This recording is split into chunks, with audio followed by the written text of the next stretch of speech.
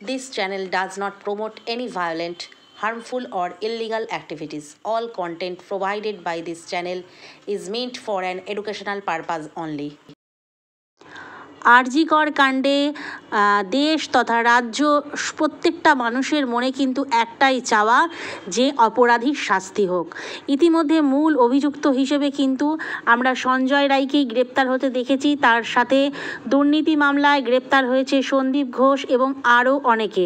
পরবর্তীকালে জানা যায় তারাও এই খুন ধর্ষণের মামলায় কিন্তু গ্রেপ্তার হয়েছে, কিন্তু এখনও পর্যন্ত আসল অপরাধী কে, মাস্টার মাইন্ড কে, কার নির্দেশে এই কাজগুলো হয়েছে, কে ছিল ঘটনাস্থলে, কে ধর্ষণ খুন করেছে বা কারা করেছে আমরা কিন্তু এখনও জানতে পারিনি। কিন্তু ইতিমধ্যেই সঞ্জয় রায় কিন্তু মুখ খুলেছে কারণ সে বারংবার একটাই কথা বলছে যে সে অভিযুক্ত নয়, সে এই কেসে অপরাধী নয়, সে জাস্ট আই উইটনেস। তার কারণ হচ্ছে সে তার উকিলের কাছে সমস্ত কথা খুলে বলেছে।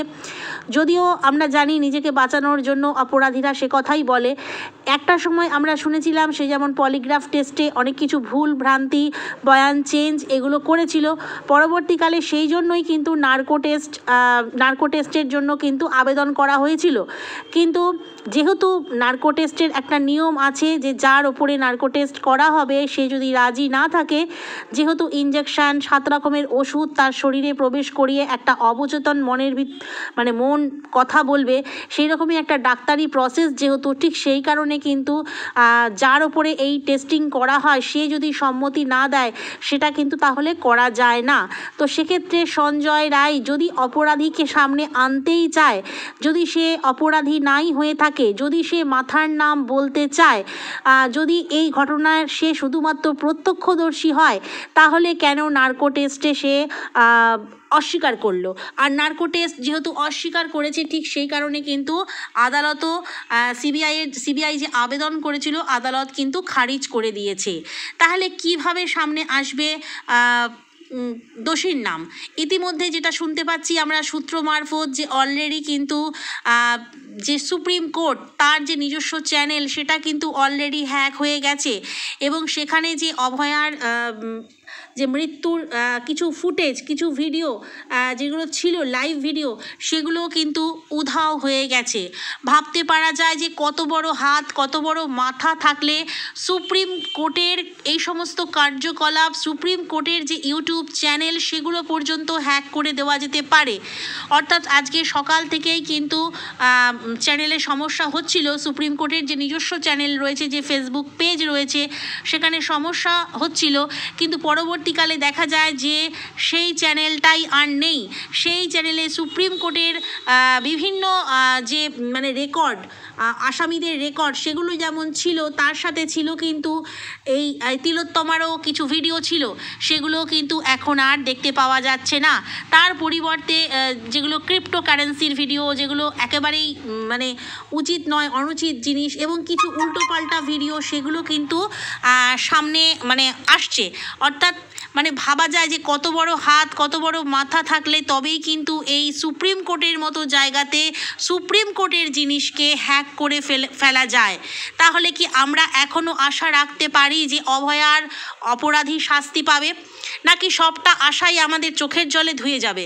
জানা নেই আমাদের, কিন্তু এটুকু বলতে পারি লড়াই চলবে। সত্য বলে যদি কিছু থাকে হয়তো একদিন শাস্তি পাবে, জানি না, কেননা কামদুনির মতো কেস সেটা ঘুরে গেছে, এরকম অনেক সন্দেশখালির মতো কেস সেটা ঘুরে গেছে। আর এখানে তো অভয়া একটা সাধারণ ঘরের মেয়ে, যদিও এখন আর সে সাধারণ নয়, সে অসাধারণ হয়ে উঠেছে, তার মৃত্যুর মধ্য দিয়ে মানুষকে বিপ্লব জাগিয়ে তুলেছে। তো এখানে এবার আসি সঞ্জয় রায়ের কথায়। সঞ্জয় রায় সে কিন্তু প্রথম দিকে বলেছিল যে আমাকে ফাঁসি দিয়ে দিন, আমি সব অপরাধী, আমি দোষ করেছি, সে একদম নির্লিপ্ত ছিল। কিন্তু যখন একজন মহিলা উকিল ম্যাডাম কবিতা সরকার তার হয়ে পাশে এসে দাঁড়ায়, এখন কিন্তু সে সম্পূর্ণ বয়ান চেঞ্জ করে এবং সে বলে যে সে অপরাধ করেনি, সে সম্পূর্ণ নিরপরাধ, সে এখন আসল মানুষদের নাম বলতে চায়। তবে কবে, এখনও কেন এত দেরি? আসল মানুষদের নাম কেন বলতে পারছে না? শুনে নিন তাদের কাছ থেকে।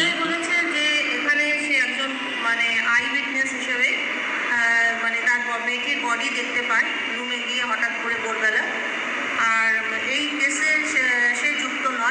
সে বারবার বলছে। এই হেডফোনটা সেখানে এলো কিভাবে? হেডফোনটার ব্যাপারে সঞ্জয় বলেছে আমাকে যেটা, সেটা যে ও যখন বেরিয়ে আসছিল রুম থেকে ওই বডিটা দেখে আসার পর, তা দৌড়ে ছুটে বেরিয়ে আসার সময় হেডফোনটা ওখানে পড়ে যায় হয়তো। তারপরে হয়তো মানে অন্য কেউ ওই বডির পাশে ওটা রেখে দেয়, কিন্তু ওটা বডির সামনে পড়া ছিল। আমার ওপরে যে চাপটা আছে যে আমি করেছি, আমি চাইছি সত্য সামনে আসুক, আর আমি এই কেসে ইনভলভ নই।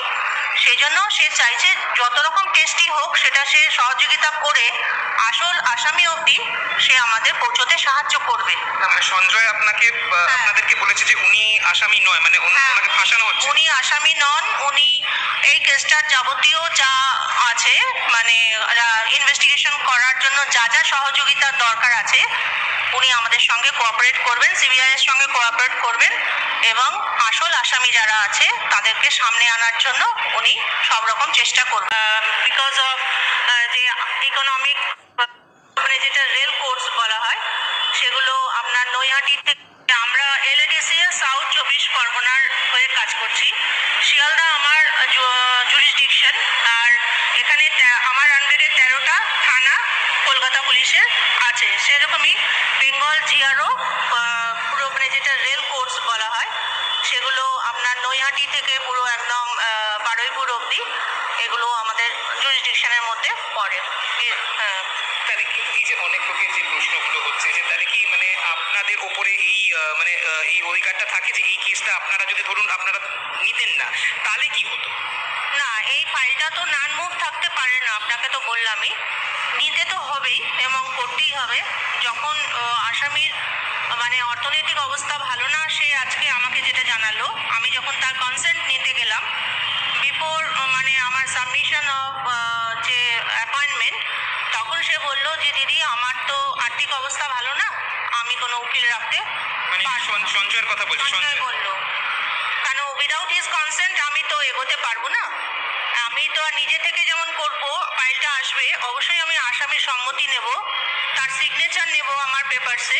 আমরা আজকে ওর হয়ে বেল ফাইল করলাম আর একটা পিটিশন দিলাম যাতে তার সঙ্গে সকাল 10টা থেকে 5টার মধ্যে কোনো একটা জায়গায় তার সঙ্গে হয় জেসি পিরিয়ডে বা আজকে তার সঙ্গে কথাবার্তা বলতে দেওয়া হয়। আর এই কেসের ব্যাপারে তার কি মতামত বা জিজ্ঞাসাও আমাদের কিছু আছে, সেইগুলো আমরা যাতে জানতে পারি। তো সেই ব্যাপারে একটা পিটিশন ছিল। আর একটা হলো যে পলিগ্রাফ টেস্টে তার সম্মতির সময়ও আমি উপস্থিত ছিলাম এবং তার সম্মতি সে দিয়েছে। টেস্টের ব্যাপারে সবকিছু আমরা তাকে আমি তাকে বুঝিয়ে বলেছি এবং সে রাজি হয়েছে।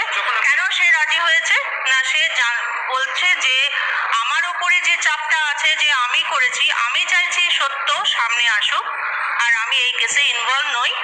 সেই জন্য সে চাইছে যত রকম টেস্টই হোক সেটা সে সহযোগিতা করে আসল আসামি অবধি সে আমাদের পৌঁছতে সাহায্য করবে। মানে সঞ্জয় আপনাদেরকে বলেছে যে উনি আসামি নয়, মানে ওনাকে ফাঁসানো হচ্ছে। উনি আসামি নন, উনি এই কেসটার যাবতীয় যা আছে মানে ইনভেস্টিগেশন করার জন্য যা যা সহযোগিতার দরকার আছে উনি আমাদের সঙ্গে কোঅপারেট করবেন, সিবিআই এর সঙ্গে কোঅপারেট করবেন, এবং আসল আসামি যারা আছে তাদেরকে সামনে আনার